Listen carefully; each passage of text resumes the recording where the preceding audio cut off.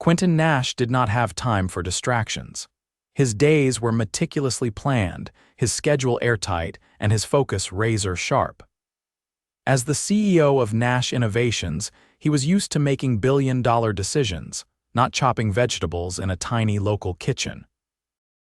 And yet here he was, standing awkwardly in the middle of a cozy cooking class, surrounded by amateur chefs, all because his assistant had insisted he needed to unwind. "This is ridiculous," Quinton muttered under his breath, adjusting the sleeves of his crisp white dress shirt. He was about to turn and leave when a voice cut through the chatter. "All right, everyone, welcome to Cooking with Joy." The voice was warm, inviting, full of life. And when Quinton turned toward it, he felt the air knock out of his lungs. Standing at the front of the class was the most enchanting woman he had ever seen.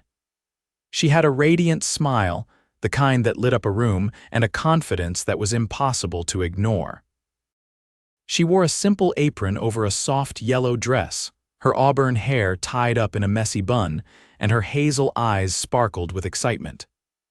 "I'm Juliette Walker, your instructor for the evening," she said, clapping her hands together. "By the end of this class, you'll be able to make the best homemade pasta you've ever tasted." Quinton didn't cook, he had personal chefs for that, but for some reason he stayed. "Let's start with introductions," Juliette continued, scanning the room. "Tell me your name and why you're here." One by one, the students shared their reasons: date nights, bucket list goals, a love for cooking. Then it was Quinton's turn. He cleared his throat. "Quinton Nash." A flicker of recognition crossed Juliette's face, but she didn't comment. Not everyone immediately placed his name, and for once he was glad. "And why are you here, Quinton?" she asked, tilting her head. "My assistant forced me." The room chuckled, but Juliette's lips twitched in amusement. "Well, I'll make sure it's worth your time then." For the next hour, Quinton found himself completely out of his element. The dough stuck to his fingers, his knife skills were abysmal, and somehow he managed to get flour all over his expensive watch. But every time he glanced up, Juliette was there helping, guiding, laughing. "You're holding the knife all wrong," she said, stepping behind him, her hand brushing his. "Like this." Quinton stiffened at the contact, something unfamiliar stirring in his chest. He wasn't used to people touching him so casually, or smiling at him like that. "Better," he murmured, his voice lower than usual. "Much," she said, holding his gaze for just a second too long before stepping back. By the time the class ended, Quinton had somehow managed to make a half-decent plate of pasta. More importantly, he didn't feel the weight of the world on his shoulders for the first time in years. As people began to pack up, Juliette approached him, wiping her hands on a towel. "So, did your assistant make a mistake, or are you glad you stayed?" Quinton studied her, realizing he had no good answer. He should say it was a waste of time, that he wouldn't be back, but that would be a lie. "I might come back," he admitted. Juliette grinned. "Good, I'd hate for you to leave before you actually learn how to cook properly." Something about her teasing made him chuckle, a rare sound from him. As he walked out of the class and into the cool night air, Quinton found himself thinking about Juliette Walker far more than he should. And for a man who always knew his next move, that was dangerous. Quinton Nash did not make a habit of deviating from his routines. His days were structured, his time meticulously allocated. Yet the following evening, instead of reviewing acquisition reports or sitting in on investor calls, he found himself standing in front of the same unassuming brick building where the cooking class was held. He told himself it was curiosity. That he simply wanted to see if the experience had been a one-time fluke or if there was something more to it. But as he pulled open the door and stepped inside, he knew the truth. It was her, Juliette Walker. The air carried the scent of garlic and fresh herbs, a sharp contrast to the sterile, climate-controlled offices he was used to. She was at the counter, demonstrating how to knead dough with effortless grace, her hands working with practiced ease. She glanced up when the door shut behind him, a flicker of surprise crossing her face before amusement took over. "Back so soon?" she teased, folding her arms. Quinton adjusted the cuffs of his charcoal gray blazer. "I had some free time." Juliette arched a brow. A billionaire CEO just happens to have free time for a second cooking class. So she had recognized him after all. He should have guessed. His face had been on the cover of enough business magazines. "Apparently," he said, nonchalant. "Well, I hope you're ready to get your hands dirty again," she said, motioning toward an empty station. Quinton loosened his tie slightly before rolling up his sleeves. As much as he hated to admit it, there was something oddly satisfying about working with his hands, about creating something tangible rather than just signing contracts and approving deals. The class was livelier than the last, filled with couples and friends laughing as they attempted to follow Juliette's instructions. Quinton, however, found himself more interested in watching her than in perfecting his technique. She had an energy about her warm, effortless, magnetic. She moved through the room with ease, offering encouragement, correcting mistakes without judgment. It was a stark contrast to the high-stakes world he operated in, where mistakes cost fortunes and second chances were rare. At one point she stopped beside him, peering over his shoulder at his attempt at shaping dough. "Better," she admitted, tilting her head. "Still a little stiff, though." "Some would consider that a strength," Juliette laughed, shaking her head. "Not when it comes to pasta dough. You have to feel it, let it guide you instead of forcing it." She reached out, her fingers grazing his as she adjusted his grip. Quinton's pulse kicked up unexpectedly. He wasn't used to people touching him so casually. In the corporate world, everything was calculated, interactions measured. But Juliette didn't seem to have an agenda, she just was. "See," she said, stepping back. "Much better." By the time the class ended, Quinton had produced something that at least resembled handmade pasta. More importantly, he wasn't in a rush to leave. As the students filed out, Juliette wiped her hands on a dish towel leaning against the counter. "You're not as bad at this as you think," she said. "High praise," he mused. She shrugged playfully. "I give credit where it's due." Quinton considered her the way she seemed completely at ease, unbothered by who he was or what he represented. It was rare, refreshing. "Do you do this full time?" he asked, genuinely curious. Juliette hesitated just for a second before nodding. "For now." "I used to work in restaurant kitchens, but I realized I liked teaching people more than working in high-pressure environments." "That's a risk," he noted. Her lips quirked. "So is running a billion-dollar company," Quinton had to give her that. For the first time in years, he found himself wanting to prolong a conversation for no reason other than the fact that he enjoyed it. But before he could say anything else, a voice called from the back of the room. "Jules, we're locking up." Juliette glanced over her shoulder before looking back at him. "Guess that's my cue." Quinton nodded, slipping his hands into his pockets. "Then I'll see you next time." Juliette's smile was knowing. "So there will be a next time." He didn't answer directly. Instead, he turned for the door, pausing for just a second before adding, "We'll see." As he stepped outside, the cool night air hit him, but it did little to temper the warmth lingering in his chest. He had come back on a whim, but now he knew it wouldn't be the last time. Quinton Nash was not a man who indulged in distractions. His life was built on precision, on control, on calculated decisions that left no room for the unexpected. And yet, he found himself stepping into that small, bustling kitchen for the third time in a week. He told himself it was curiosity, that he simply wanted to see if the experience continued to hold his interest. But as he entered and caught sight of Juliette, laughing as she playfully reprimanded a student for sneaking a taste of the sauce too early, he knew the truth. It was her. She hadn't noticed him yet, too caught up in the whirlwind of energy she brought to the class. She moved through the room like she belonged there, effortlessly engaging with the students, her passion for what she did evident in every instruction, every laugh, every glance she shared with those around her.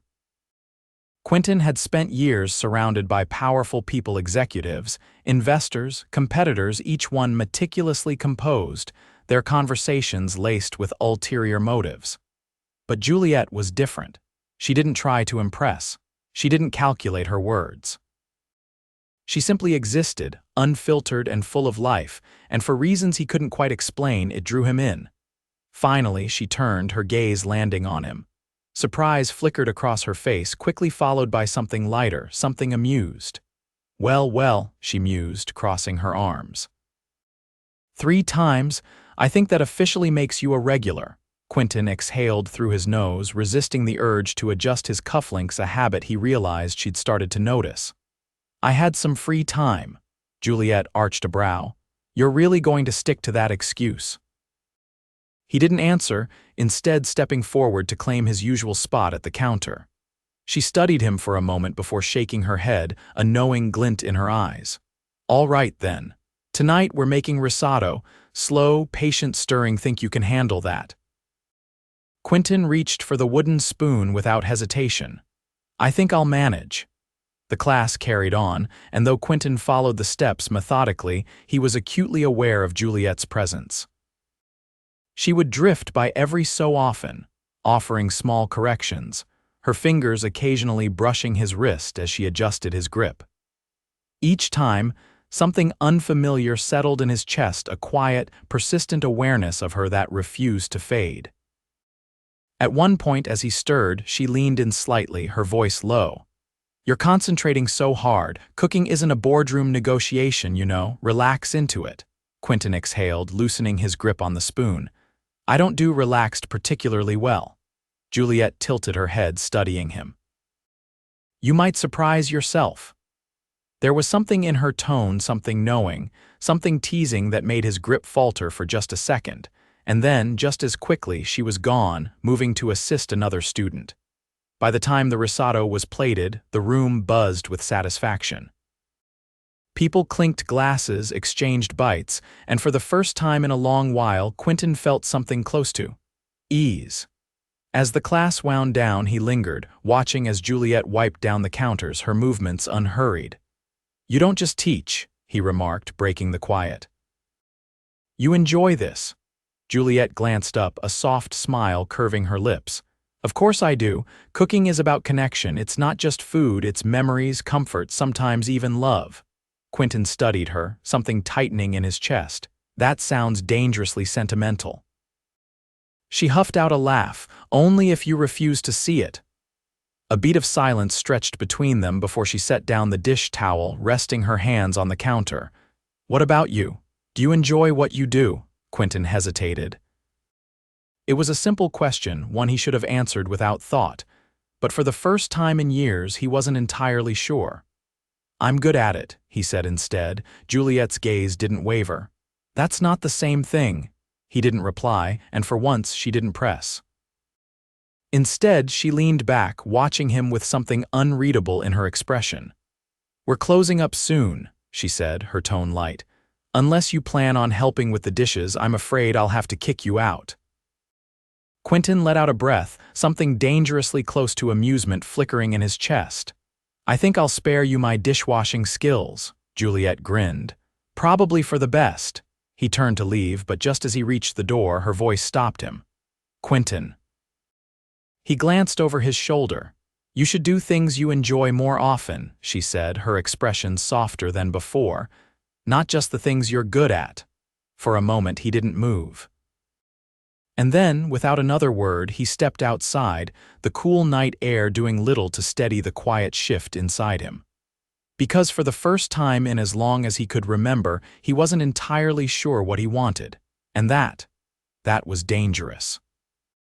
Quinton Nash was a man who built his life on logic, on carefully measured steps that led to predictable outcomes. But nothing about Juliette Walker was predictable. And now, standing outside the cooking school after another evening of stolen glances and quiet conversations, he realized he had crossed a threshold he couldn't retreat from. Tonight, he hadn't even bothered making excuses. He had walked in, rolled up his sleeves, and let himself exist in her world. And somehow, that terrified him more than any high-stakes business deal ever had. Juliette emerged from the school, locking up for the night. The streetlights cast a golden glow across her face, highlighting the faint traces of flour on her wrist. She turned to him, eyes questioning, "You're still here?" He didn't know why that surprised her. Of course he was. "I thought you'd be rushing off to whatever billion-dollar decisions you need to make," she continued, tucking a stray strand of hair behind her ear. He should have been. There were contracts waiting, meetings scheduled, obligations stacked high, and yet none of them felt urgent. "Not compared to this. Walk with me," he said instead, his voice quieter than usual. Juliette hesitated for only a moment before nodding. They fell into step together, the city humming around them. It was late, the streets quieter, the usual chaos softened by the hour. For a while they walked in silence, their strides easy, unhurried. Then she glanced at him, curiosity flickering in her gaze. "You don't let people in easily, do you?" Quinton hesitated, then exhaled. "No." She didn't look surprised. "Why?" There were a million reasons. His upbringing, the pressure, the expectations, but none of them felt worth saying. Instead, he answered with the only truth that mattered. "Because once you let someone in, they have the power to break you." Juliette considered that, her expression thoughtful. "Or they have the power to make you better." He looked at her then, really looked at her. There was no calculation in her words, no hidden motive, just honesty. "Is that what you do?" he asked. "Make people better?" Juliette laughed softly, shaking her head. "I don't know about that. I just try to remind people that life isn't just about what you accomplish, it's about what you feel, what you experience." For a man who had spent his entire life chasing success, it was an unfamiliar concept. And yet, standing beside her, he began to wonder if he had been chasing the wrong things all along. They reached a small park, the kind most people overlooked in the rush of their daily lives. Juliette led them to a bench, settling onto it with an easy grace. Quinton followed, leaning back, the tension in his shoulders easing in a way he hadn't expected. "You never answered my question the other night," she said after a moment. He arched a brow. "Which one? Do you enjoy what you do?" He had been expecting it, and yet the weight of the question still settled heavily in his chest. For years, he had defined himself by his work, by the numbers, the deals, the endless pursuit of more. But now, faced with someone who saw past all of that, who cared about the man and not the empire, he found himself unsure. "I don't know," he admitted. Juliette didn't press, didn't try to fill the silence with meaningless words. Instead, she simply looked at him, waiting.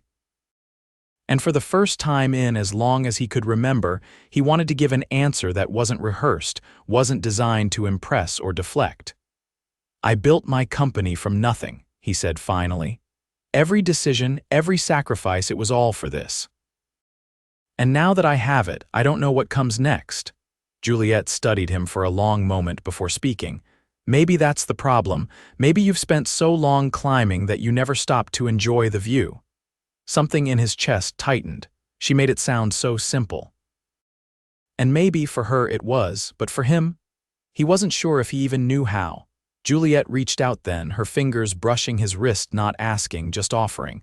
A quiet moment of connection. "You don't have to have all the answers right now," she murmured. "But maybe. Maybe you don't have to figure it out alone." Quinton turned his hand over, letting his fingers curl around hers. It was the smallest of gestures, and yet it felt monumental.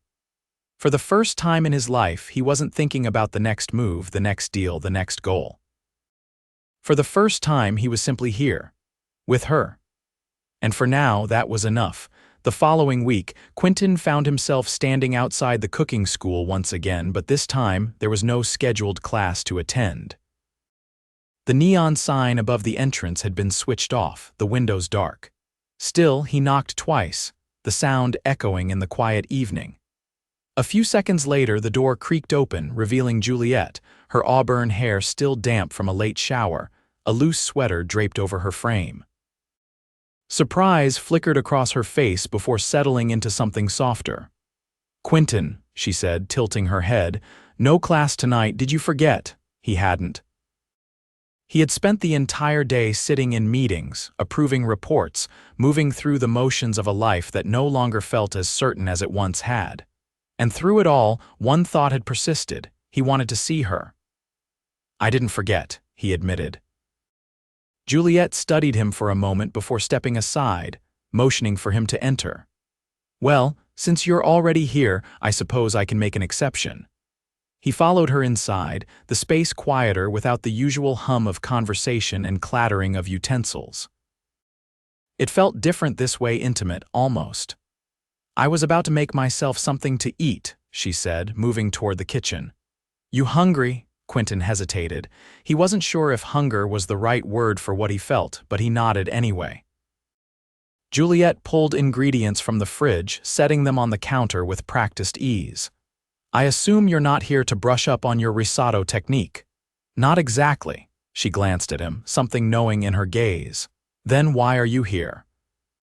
The question lingered between them, thick with unspoken meaning. Quinton could have given 100 different answers, each one carefully measured, designed to deflect. But with Juliette, he found he didn't want to hide behind rehearsed words. "I wanted to be," he said simply. For a moment she didn't say anything. Then, slowly, a small smile curved her lips. "All right then," she murmured, turning back to the stove. He watched as she worked, her movements fluid, unhurried. There was something mesmerizing about the way she handled food, as if it were second nature to her. "You love this," he observed, watching the way her fingers traced the edges of the cutting board. Juliette nodded without hesitation. "I do. Why didn't you open a restaurant?" She paused, considering his question. "I worked in them for a long time. I used to think that was the goal, to have my own place, to run a high-end kitchen, but then I realized something." Quinton leaned against the counter, waiting. "I didn't want to spend my life in the back of a kitchen, shouting orders over the noise of a crowded dining room," she continued. "I wanted to actually connect with people, to see them enjoy the process, not just the result."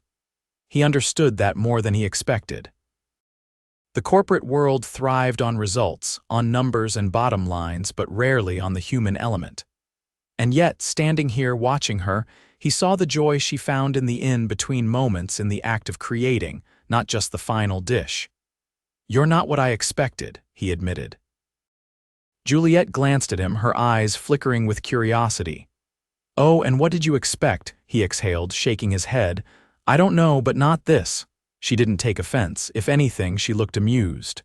"Well, I suppose I could say the same about you." Quinton arched a brow. "How so?"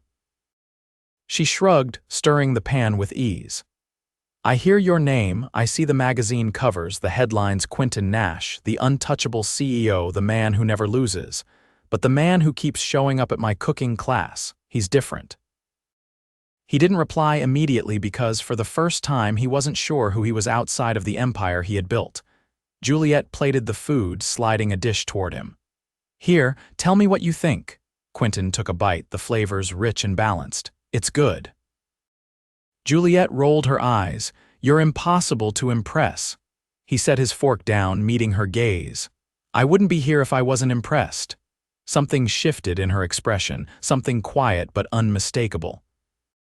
"You know," she said, voice softer now, "you don't always have to have everything figured out." Quinton considered that. He had spent his entire life making sure he was always a step ahead, always in control. But with Juliette, there was no plan, no strategy, just her. And for the first time in as long as he could remember, that felt like enough. The city exhaled a soft breeze as Quinton and Juliette stepped out of the cooking school, the night stretching before them in quiet anticipation. He had spent the evening watching her move through the kitchen with effortless grace, her laughter filling the small space as she teased him for his terrible knife skills. He had never felt so out of his depth in his life, and yet he kept coming back. Tonight, however, something was different. There was a weight in the air between them, neither heavy nor oppressive, but unmistakable. A shift that had been building for weeks, unspoken but felt in every glance, every lingering moment. Juliette hugged her arms against the cool air, casting him a sidelong glance. "You know, for someone who claims to be terrible at cooking, you keep showing up." Quinton slid his hands into his pockets, his pace even beside hers. "Maybe I like a challenge," she laughed, shaking her head. "Right." Because I'm sure hand-rolling pasta is the toughest thing you've ever done. He stopped walking, causing her to turn toward him, curiosity flickering in her eyes. No, he said, his voice steady. This is. Juliette's expression softened, something unspoken passing between them. For once, he wasn't thinking about the next deal, the next acquisition, the next carefully calculated step. He was thinking about her, the woman who had somehow slipped past every carefully constructed wall he had built over the years. She studied him for a moment before speaking. Are you always this cryptic, or do I get a straight answer eventually? Quinton exhaled, tipping his head slightly as if weighing his words.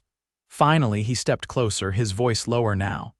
I don't do this. I don't chase things I can't control, but you. He hesitated, searching for the right words. You make me want to. Juliette's lips parted slightly as if caught between surprise and something deeper. Quinton, I don't know where this leads, he admitted, his honesty surprising even himself. But I do know that every time I walk away, I find myself coming back. A slow smile touched her lips, something warm and knowing. You make it sound like you have no choice in the matter. His gaze didn't waver. I don't. Juliette let out a breath, shaking her head with quiet amusement before taking a step closer. You make things very complicated, you know that? Quinton reached for her hand, his fingers brushing against hers, giving her the space to pull away if she wanted to. She didn't. Instead, she let her fingers slide between his, her grip gentle but certain. For someone who claims to like control, she mused, you're awfully reckless with me. He lifted their joined hands slightly, looking down at them as if the gesture itself was foreign to him. Maybe it was. Only with you. Juliette's laughter was soft, but it held something deeper, something that said she understood far more than she was letting on.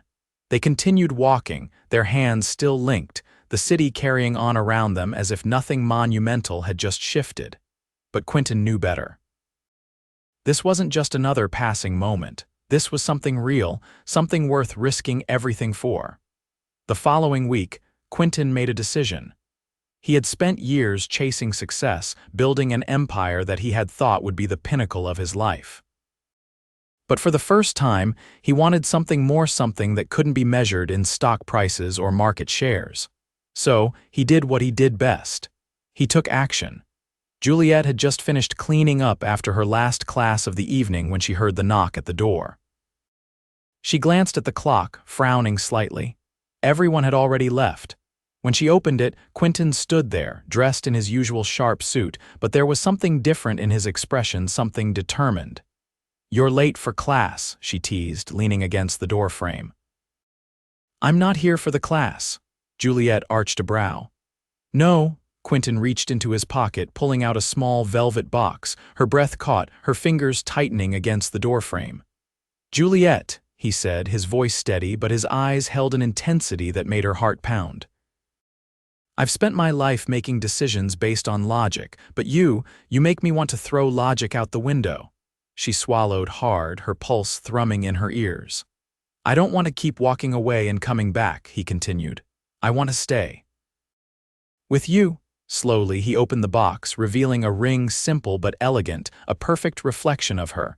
Juliette pressed a hand to her mouth, her eyes shining. Quinton. There's no business strategy behind this, no calculated move. Just me, asking you to take a chance on something that isn't planned or predictable. He exhaled, his voice softer now. Take a chance on me. A tear slipped down her cheek, and then, without hesitation, she nodded. Yes. Relief and something deeper flickered across Quinton's face before he slid the ring onto her finger, his touch lingering. And then, before she could say anything else, he pulled her into his arms, capturing her lips in a kiss that left no room for doubt. This was it. This was everything. The wedding was small, intimate, just as Juliette had wanted. The ceremony took place in a sunlit garden, surrounded by people who mattered, with laughter and warmth woven into every moment. Quinton stood at the altar, watching as Juliette walked toward him, her dress flowing around her like something out of a dream. And when she reached him, taking his hands, everything else faded away. Vows were exchanged, promises made not of perfection, but of unwavering commitment. And when he kissed her, sealing their future together, he knew this was the best decision he had ever made. Because for the first time he wasn't chasing success. He was chasing happiness, and he had finally caught it.